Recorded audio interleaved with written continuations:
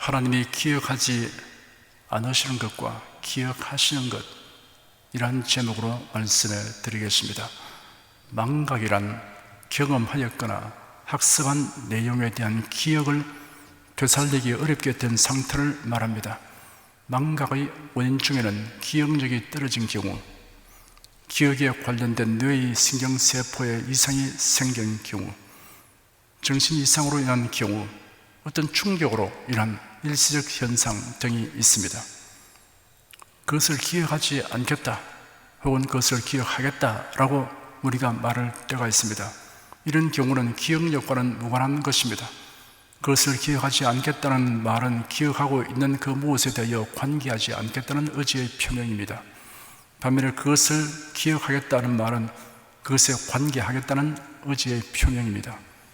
기억하지 않겠다 혹은 반드시 기억하겠다는 말이 대상과 경우에 따라서 복이 되기도 하고 화가 되기도 합니다. 하나님은 전지전능하시므로 기억 상실이 있을 수 없습니다. 하나님이 그것을 기억하지 않겠다는 말은 기억 상실을 의미하지 않습니다. 없었던 것처럼 간주하겠다는 뜻입니다. 반면에 기억하겠다는 말은 그것을 하나님의 성품이나 언약대로 처리하시겠다는 뜻입니다. 먼저 하나님이 기억하지 않겠다고 하신 것이 무엇인가를 살펴보도록 하겠습니다. 하나님은 멸망하게 되는 죄인이 예수 그리스도를 자신의 구주로 믿고 영접하면 그의 모든 죄를 사하여 주십니다. 그리고 그 죄를 다시는 기억하지 아니하십니다. 그리스도로 말미암은 죄 사함은 완전하고 철저합니다. 예수 그리스도의 구속의 은혜는 100% 은혜입니다. 예수님이 십자가에 못 박혀 운명하시기 전에 마지막 하신 말씀은 다 이루었다입니다. 완성되었다, 성취되었다, 완수했다는 뜻입니다. 사람이 구원을 얻기 위하여 해야 할 것은 예수를 구주로 믿고 영접하는 것 외에 달리 없습니다. 만일 자신의 공로를 조금이라도 보태려고 하면 그 사람은 예수님의 대속의 은혜를 멸시하는 것이 됩니다. 갈라디아서 5장 4절에 기록되기를 율법 안에서 의롭다함을 얻으려 하는 너희는 그리스도에게서 끊어지고 은혜에서 떨어진 자로라 하였습니다. 예수 그리스도를 믿는 사람은 정죄의식을 완전히 버려야 합니다. 성경에는 예수 그리스도로 말미암는 죄사함이 완전하고 철저함을 알게 하여 주는 구절들이 많이 있습니다. 다양하게 형용하였습니다. 이사야 1장 18절에는 여호와께서 말씀하시되 오라 우리가 서로 변론하자 너희 죄가 주홍 같을지라도 눈과 같이 희어질 것이요 진홍같이 붉을지라도 양털같이 되리라 하였습니다. 강렬하게 붉은 색채와 눈부시도록 흰 색채로 시각적인 대비를 하도록 표현하였습니다. 이사야 38장 17절에는 주께서 나의 영혼을 사랑하사 멸망의 구덩이에서 건지셨고 나의 모든 죄를 주의 등 뒤에 던지셨나이다 하였습니다. 앞에 던진 것은 보이지만 등 뒤에 던진 것은 보이지 않습니다. 관심을 갖지 않으신다는 뜻입니다. 다시 문제 삼지 않는다는 뜻입니다. 미가서 7장 17절에는 다시 우리를 긍휼히 여기셔서 우리의 죄악을 발로 밟으시고 우리의 모든 죄를 깊은 바다에 던지시리라 하였습니다. 발로 밟으신다는 것은 다시는 취급하지 않는다는 뜻입니다. 깊은 바다에 던지신다고도 하였습니다. 냇물에 던진 것은 보입니다. 강물에 던진 것은 건져낼 수 있습니다. 그러나 깊은 바다에 던진 것은 다시 찾을 수 없습니다. 그냥 바다라고 하지 않고 깊은 바다라고 하였습니다. 동태평양의 필리핀 해구에는 세계에서 가장 깊은 해연들이 있습니다. 깊이 14,400m인 엠덴 해연과 14,497m인 케이프 존슨 해연입니다. 이런 깊은 바다에 던진 것은 보이지도 않고 건져낼 수도 없습니다.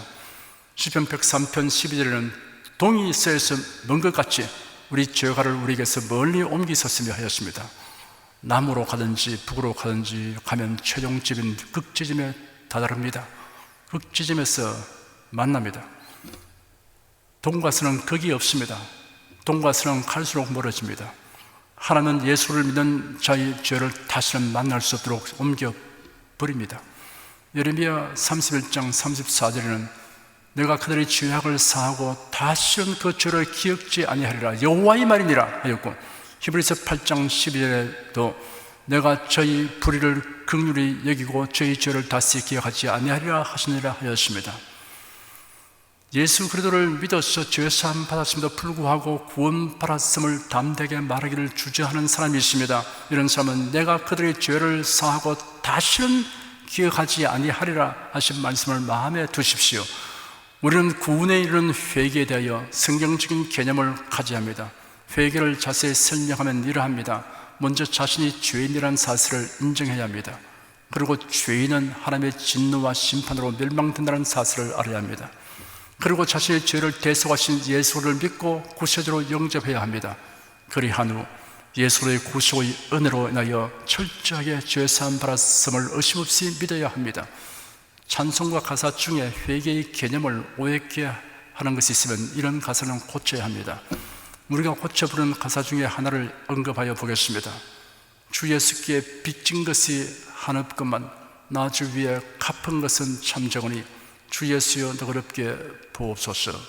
새 찬송가에는 주 예수께 빚진 것이 한없건만 나 주 위에 드린 것은 참 적으니 주 예수여 너그럽게 보옵소서라고 일부 고쳤으나 주 예수께 빚진 것이 한없건만 이라는 가사는 그대로 두었습니다. 예수님의 대속이 만일 우리에게 빚이라고 한다면 그 빚은 반드시 갚아야 합니다. 그런데 그 빚을 갚을 수 있는 길은 전혀 없습니다. 그러므로 구원 얻는 자가 하나도 없게 됩니다. 예수님의 대속은 믿는 자에게 은혜로 베풀어집니다. 은혜란 대가를 요구하지 않고 거저 주는 선물입니다. 이러한 사실을 로마서 4장에 다음과 같이 기록했습니다. 일하는 자에게는 그 삭설 은혜로 이기지 아니하고 빚으로 이기거니와 일을 아니할지라도 경건치 아니한 자를 의롭다 하신 이를 믿는 자에게는 그의 믿음을 의로 여기시나니 일하는 것이 없이 하나님께 의로 여기심을 받는 사람의 행복에 대하여 다윗의 말한 바 그 불법을 사하심을 받고 그 죄를 가리우심을 받는 자는 복이 있고 주께서 그 죄를 인정치 아니하실 사람은 복이 두다 함과 같으니라. 죄사함은 빚이 아니라 은혜입니다. 누구도 무엇으로도 갚을 수 없는 은혜입니다. 구속의 은혜를 갚으려고 하면 그 은혜를 욕되게 하는 것입니다. 그래서 우리는 다음과 같이 성경에 합당하게 가사를 고쳐 부릅니다. 주 예수께 받은 것이 한없건만 나 주 위에 드린 것은 참 적으니 주 예수여 너그럽게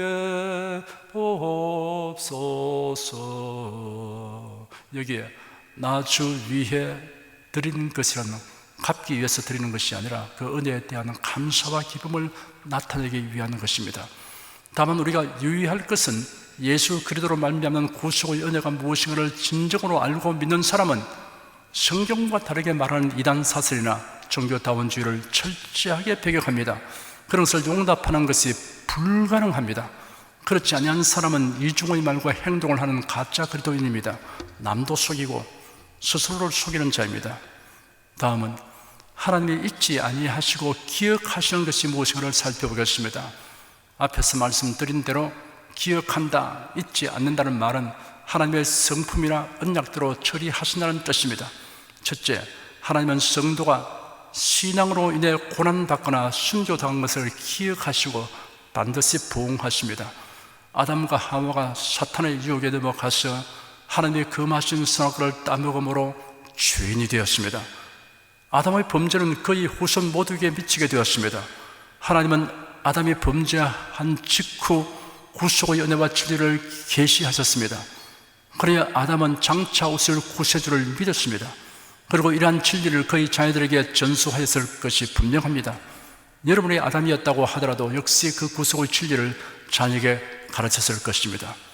아담이 그 안에 하와와 동침하니 하와가 잉태하여 가인과 아벨을 낳았습니다. 여러 날이 지난 후 가인은 땅의 소산으로 제물을 삼아 여호와께 드렸고 아벨은 어린 양을 드렸습니다. 여호와께서 아벨과 그 제물은 연락하시나 가인과 그 제물은 연락하지 아니하셨습니다. 연락이란 말은 기쁘게 받다라는 뜻입니다. 하나님이 하늘에서 불을 내려 제물을 태우는 방법으로 연락의 가부를 나타내신 듯합니다. 아벨의 제물은 불로 살라진 반면에 가인의 제물은 그대로 있었습니다. 여호와 하나님이 아벨과 그 제물은 연락하시나 가인과 그 제물은 연락하지 아니하신 이유를 신약성인 히브리서에 이렇게 기록하였습니다.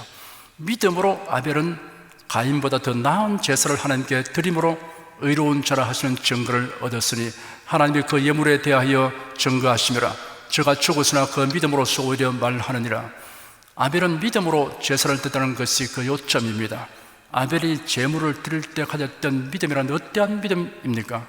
앞에서 언급한 대로 하나님이 아담에게 계시한 구속의 은혜와 진리에 대한 믿음입니다. 장차 이 생에 오셔서 죄인을 구속하려고 대신 죽으실 구세주에 대한 믿음입니다.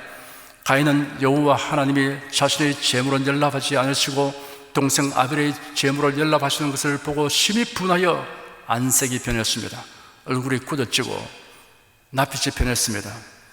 왜 자신의 제물은 연락받지 못했는가를 가인이 알려고 하면 때번에 알 수 있는 일입니다. 그가 하나님이 주신 구속의 진리를 무시하고 자신의 아이디어와 노력과 정성에 더 큰 의미를 둔 것이 잘못되었음을 알 수 있었습니다. 가인이 이를 깨닫고 즉시 자신의 마음을 고치고 그도 올바른 믿음으로 제물을 드렸어야 합니다. 그런데 가인이 자신의 잘못은 살피지 않고 동생 아벨의 제사가 연락된 것에 대해 그 마음을 불만으로 채우고 시기심과 질투심으로 불붙게 하였습니다. 이를 보신 하나님께서 가인을 질책하고 타일렀습니다. 네가 왜 화를 내며 왜 너 얼굴빛이 변하였느냐? 네가 선을 행하시면 왜 얼굴을 들지 못하게 되냐? 하나님은 가인이 분을 품고 안색이 변하는 것은 정당한 태도가 아님을 지적하셨습니다. 그리고 가인의 제사가 하나님의 계시에 대한 믿음으로 한 것이 아니었기 때문에 부끄러움으로 얼굴을 들지 못하게 되었음을 지적하셨습니다. 질책과 함께 회개를 촉구하신 것입니다. 하나님은 이어서 가인에게 네가 선을 행하지 않으면 죄가 문 앞에 도사리고 있을 것이다. 죄의 소원은 네게 있으나 너는 그것을 다스려야 한다라고 권고하셨습니다. 죄가 마치 맹수처럼 인간의 마음문에 웅크리고 호시탐탐 침입의 기회를 노리는 것으로 묘사하였습니다. 가인은 동생 아벨을 한정한 들로 데리고 나갔습니다. 그리고 기회를 엿보아 힘껏 쳐서 죽였습니다. 어떤 도구를 사용했는지는 알 수 없으나 도구로 쳐서 살인한 것 같습니다. 아벨은 구속의 진리에 대한 믿음으로 인하여 목숨을 잃은 첫 순교자가 되었습니다. 하나님은 살인자가 된 가인에게 네 아우 아벨이 어디 있느냐라고 질문했습니다. 하나님의 질문을 받은 가인이 대답하기를 내가 알지 못하나이다. 내가 내 아우를 지키는 자니까 하였습니다. 오만하고 파렴치한 태도입니다. 가인은 도리어 하나님께 내가 내 아우를 지키는 자니까라고 반문하였습니다. 네 아우가 어디 있느냐라는 하나님의 질문에 대해 알지 못합니다. 내가 내 아우를 지키는 사람입니까? 라고 뻔뻔스럽게 대답하는 가인을 향하여 네가 무엇을 했느냐? 네 아우의 피소리가 땅에서 내게 부르짖고 있다 하였습니다. 가인일수록 자기 양심을 속일 수 있다고 해도 하나님을 속일 수 없습니다. 아벨의 피는 땅에 스며들고 말았지만 하나님은 그 피의 부르짖음을 들으셨다고 하였습니다. 예수께서 말씀하시기를 의인 아벨의 피로부터 성전과 제단 사이에서 너희가 죽인 바라가의 아들 사가랴의 피까지 땅 위에서 흘린 의로운 피가 다 너희에게 돌아가리라 하였습니다. 역대하 24장 22절에는 요아스 왕이 이와 같이 스가랴의 아비 여호야다의 베푼 은혜를 생각지 아니하고 그 아들을 죽이니 저가 죽을 때 이르되 여호와는 감찰하시고 신원하여 주옵소서 하니라 라고 기록되었습니다. 스가랴는 선지자였습니다. 요한계시록 6장 9절 이하에 보면 다섯째 인을 떼실 때 내가 보니 하나님의 말씀과 저희의 가진 증거를 인하여 죽임을 당한 영혼들이 제단 아래에 있어 큰 소리로 불러 가로되 거룩하고 참되신 대주제여 땅에 가른 자들을 심판하여 우리 피를 신원하여 주지 아니하시기를 어느 때까지 하시려나이까 하니 각각 저에게 흰 두루마기를 주시며 가라사대 아직 잠시 동안 쉬되 저희 동무 종들과 형제들도 자기처럼 죽임을 받아 그 수가 차기까지 하라 하시더라 라고 기록되었습니다. 예수님이 유대인들에게 의인 아벨의 피로부터 성전과 제단 사이에서 너희가 죽인 바라가의 아들 사가랴의 피까지 땅 위에서 흘린 의로운 피가 다 너희에게 돌아가리라 하신 다음 이어서 말씀하시기를 내가 진실로 너희에게 이르노니 이것이 다 이 세대에게 돌아가리라. 예루살렘아 예루살렘아 선자들을 죽이고 네게 파송된 자들을 돌로 치는 자여 암탉이 그 새끼를 날개 아래 모음같이 내가 네 자녀를 모으려 하늘이 몇 번이냐 그러나 너희가 원치 아니하도다. 보라, 너희 집이 황폐하여 버림받으리라 하였습니다. 예수님이 이같이 말씀하신 때로부터 40년이 못되어 예루살렘은 로마 군대에 의해 황폐하게 되었습니다. 수많은 사람이 죽었고 노예로 잡혀갔으며 그리고 산지삼으로 흩어졌습니다. 그래야 나라 없는 백성으로 1900년 동안 엄청난 수모와 고난을 당해왔습니다. 아벨의 피로부터 사가랴의 피까지 땅 위에 흘린 의로운 피는 생명의 주인이신 하나님 앞에 부르짖고 있습니다. 비록 순교자의 눈물은 박해자를 용서해 주기를 구한다고 해도 그 흘린 피는 하나님에게 심판을 호소하고 있습니다. 하나님은 성도가 신앙으로 인해 고난받거나 순교당하는 것을 기억하시고 공의로 심판하십니다. 그리고 성도를 위해서는 예비하신 상급을 주십니다. 베드로전서 4장에는 오직 너희가 그리스도의 고난에 참여하는 것으로 즐거워하라. 이는 그의 영광을 나타냈을 때 너희로 즐거워하고 기뻐하게 하려 함이라. 너희가 그리스도의 이름으로 욕을 바라면 복이는 자로다. 영광의 영, 곧 하나님의 영이 너희 위에 계심이라 하였습니다. 둘째, 하나님은 성도가 하나님의 긍휼을 바라고 애통하는 것을 기억하시고 긍휼을 베풀어 주십니다. 히스기야 왕은 유다 왕국 제13대 왕입니다. 그가 왕위에 오른 지 14년 된 해 위중한 병에 걸렸습니다. 선지자 이사야가 왕을 방문하여 이 병이 치명적인 것임을 알렸습니다. 신변 정리를 하고 왕실과 국사를 위해서 모든 조치를 취하도록 권고하였습니다. 히스기야가 병든 것은 하나님의 징벌로 된 것이 아닙니다. 히스기야는 유다 역대 왕들 중에서도 하나님을 경외하는 신앙이 탁월했습니다. 히스기야가 자기 얼굴을 벽으로 향하고 하나님께 기도하기를 여호와시여 간구합니다.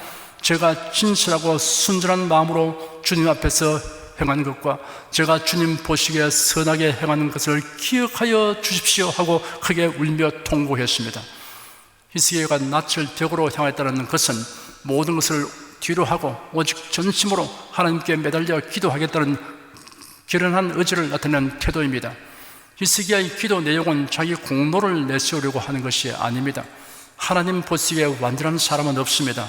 다만 애써서 하나님 말씀으로 살렸고 노력하였다고 말할 수 있어야 합니다. 히스기야는 통곡하며 기도했습니다. 왕위를 계승할 후사가 아직 없었습니다. 히스기야는 40세의 젊은 나이였습니다. 그런 나라의 앞날을 염려했습니다. 선지자 이사야가 왕궁을 떠나서 성의 중간을 지나기도 전에 하나님 말씀이 그에게 임하였습니다. 돌아가서 내 백성의 주권자 히스기야에게 전하여라. 여호와 네 조상 다윗의 하나님께서 이렇게 말씀하신다. 내가 네 기도를 들었고 내 눈물을 보았다. 이제 내가 너를 고쳐줄 것이니 네가 사흘 후에 여호와의 전으로 올라갈 것이다. 내가 또 네 수명을 15년 더 연장시켜주고 너와 이 성을 아수르 왕의 손에서 구해주겠다. 나와 내 종 다윗을 위해 이 성을 지켜줄 것이다 하였습니다. 하나님은 성도가 하나님의 긍휼을 바라고 애통하는 것에 유의하시고 긍휼을 베풀어 주십니다. 한 가지 예를 더 살펴보겠습니다. 베드로는 대제사장의 신문을 바라시는 예수님 면전에서 두려움을 이기지 못하여 예수를 모른다고 부인하였습니다. 그때 닭 우는 소리가 들렸습니다. 베드로는 예수께서 네가 닭 울기 전에 3번 나를 부인할 것이다 라고 예고하셨던 말씀이 기억났습니다. 예수님을 위해서는 오게도 함께 가고 죽는데도 같이 가겠다는 자신의 마음과는 달리 행동하는 자신이 미웠고 슬펐습니다. 그는 바깥으로 나가서 주님께서 긍휼히 여겨주시기를 바라며 심히 통곡하였습니다. 막달라 마리아와 여인들이 예수님의 시신의 향품을 바르기 위하여 새벽에 무덤으로 갔다가 부활하신 예수님을 뵙게 되었습니다. 예수는 마리아에게 명하시기를 베드로에게 예수님의 부활 소식을 알리라고 하였습니다. 그뿐 아니라 예수님은 새벽에 해변가에서 제 아들을 불러 모은 후 베드로에게 주님을 사랑합니다 라는 고백을 3번이나 할 수 있도록 했었습니다. 사랑하는 성도 여러분, 주님의 뜻을 거슬러 행한 일이 있을 때 낙심하여 뒤로 물러갈 것이 아니라 애통하며 주님께 더 가까이 나아가시기 바랍니다. 주님은 애통하는 성도를 기억하시고 위로와 도움을 베풀어 주십니다. 시편 51편 17절에는 하나님이 구하시는 제사는 상한 심령이라 하나님이여 상하고 통회하는 마음을 주께서 멸시치 아니하시리라 하였습니다. 셋째, 하나님은 주님을 위한 성도의 수고와 헌신을 잊지 않고 기억하시며 상을 주십니다. 로마의 옥중에서 사도 바울은 빌립보 교회에 보내는 편지에서 나의 하나님이 그리도 예수 안에서 영광 가운데 그 풍성한 대로 너희 모든 설 것을 채우시라 라고 축복하였습니다. 그 축복의 내용을 자세히 살펴보면 한마디 한마디에 엄청난 복이 함축되어 있습니다. 한 단어 한 단어를 아주 세심히 정선했습니다. 나의 하나님이 그리도 예수 안에서 영광 가운데 그 풍성한 대로 너희 모든 설 것을 채우시려 하였습니다. 사도 바울은 이런 축복을 하기 전에 빌립보 교인들이 어떤 일을 하였는가를 다음과 같이 소상하게 언급하였습니다. 너희가 내 괴로움에 함께 참여하시니 잘하였도다. 빌립보 사람들아, 너희도 알거니와 복음의 시초에 내가 마게도나를 떠날 때 주고받는 내 일에 참여한 교회가 너희 외에 아무도 없으느니라. 데살로니가 있을 때도 너희가 한 번, 두 번 나의 쓸 것을 보내었도다. 내가 선물을 구함이 아니요 오직 너희에게 유익하도록 과실의 번성이를 구함이라. 내게는 모든 것이 있고 또 풍부한지라 에바브로티도 편에 너희의 준 것을 받음으로 내가 풍족하니 이는 받으실 만한 향기로운 제물이요 하나님을 기쁘시게 하는 것이라. 빌립보 교회의 교인들은 바울의 복음 사역을 위해 꾸준히 도왔습니다. 그리고 바울이 로마의 옥중에 갇히게 되자 생활 필수뿐만 아니라 에바브로티도까지 보내어 옥바라지를 하도록 하였습니다. 바울은 이러한 도움을 그들에게 구하지 않았지만 그들은 자원하여 도왔습니다. 바울은 말하기를 내가 선물을 구함이 아니요 오직 너희에게 유익하도록 과실이 번성이를 구함이라 하였고 이런 받으실 만한 향기로운 제물이요 하나님을 기쁘시게 하는 것이라 하였습니다. 하나님이 그들의 수고와 헌신을 향기로운 제물로 여기시고 기쁘게 여기시다는 사실을 알았습니다. 성령께서 바울에게 알려주신 것입니다. 하나님께서는 성도의 헌신과 수고를 잊지 아니하시고 기억하십니다. 저는 우리 교회 성도 여러분이 얼마나 열심히 헌신적으로 주님을 섬기고 있는가에 대하여 정인이 되어 담대히 말할 수 있습니다. 성령께서는 저에게도 이 축복의 말씀을 전하도록 감동하여 주십니다. 나의 하나님이 그리스도 예수 안에서 영광 가운데 그 풍성한 대로 여러분의 모든 것을 채우시기를 축복합니다. 사도 바울은 고린도 교회 성도들에게 성령의 감동하심을 입어 기록하기를 그러므로 내 사랑하는 형제들아 견고하며 흔들리지 말며 항상 주 일에 더욱 힘쓰는 자들이더라. 이런 너희 수고가 주 안에서 헛되지 않은 줄을 알미라. 그런즉 우리는 그하든지 떠나든지 주를 기쁘시게 하는 자 되기를 힘쓰노라. 이런 우리가 다 반드시 그리스도의 심판대 앞에 드러나 각각 선악간의 그 몸으로 행한 것을 따라 받으려 함이라 하였습니다. 이 심판은 구원받은 자에 대한 심판입니다. 생명책에 이름이 기록된 자들이 받는 심판입니다. 이를 공역 심판이라고 합니다. 성도가 복음을 전하기 위하여 주님을 섬기기 위하여 수고하고 헌신한 일을 주님께서 잊지 않고 기억하신다는 것을 알려주는 말씀이 이 외에도 무수하게 많이 기록되어 있습니다. 예수께서 친히 말씀하시기를 또 누구든지 제자의 이름으로 이 소자 중 하나에게 냉수 한 그릇이라도 주는 자는 내가 진실로 너에게 이르노니 그 사람이 결단코 상을 잃지 아니하리라 하셨습니다. 우리가 주 앞에 서는 날 주님께서 우리가 행한 일을 말할 때 주님 잘 기억이 안 나는데요 그럴 겁니다. 왜냐하면 그런 냉수 한 그릇 대방까지 다 기억할 사람 있겠습니까? 기억이 안 난다대요. 그런데 하나님은 다 잊지 않고 기억하십니다. 그래서 냉수 한 그릇 대방조차 진실로 말하느니 결단코 상을 잃지 않겠다 이렇게 말씀하셨습니다. 이제 결론을 맺겠습니다. 사랑하는 여러분, 하나님은 예수 그리스도를 진정으로 자신의 구주로 믿는 사람의 모든 죄를 완전하고 철저하게 사하여 주시고 다시 기억지 아니하십니다. 이러한 은혜와 진리를 굳게 믿으시면 아멘으로 화답하십시오. 하나님은 성도가 신앙으로 인해 고난받거나 순교당한 것을 기억하시고 반드시 부응하십니다. 하나님은 성도가 하나님의 긍휼을 바라고 애통하는 것을 기억하시고 긍휼을 베풀어 주십니다. 하나님은 주님을 위한 성도의 수고와 헌신을 잊지 않고 기억하시며 상을 주십니다. 이를 굳게 믿으시기를 축원합니다. 기도하겠습니다. 사람은 아무리 두뇌가 명석해도 많이 잊어버리곤 합니다. 나이가 들수록 점점 잊음이 많아집니다. 하나님은 기억하지 못한 것이 하나도 없는 것을 우리는 압니다. 전지전능 하나님께서는 모든 것을 다 아십니다. 그러나 하나님께서 놀랍게도 우리에게 대해서 기억하지 아니하겠다고까지 말씀하신 것이 있으니 감사합니다. 누구든지 예수를 구주로 영접하면 그가 멸망받기에 합당한 범죄한 모든 일들을 주님께서 완전히 제거해 주시고 기억조차 하지 않겠다고 하시니 감사합니다.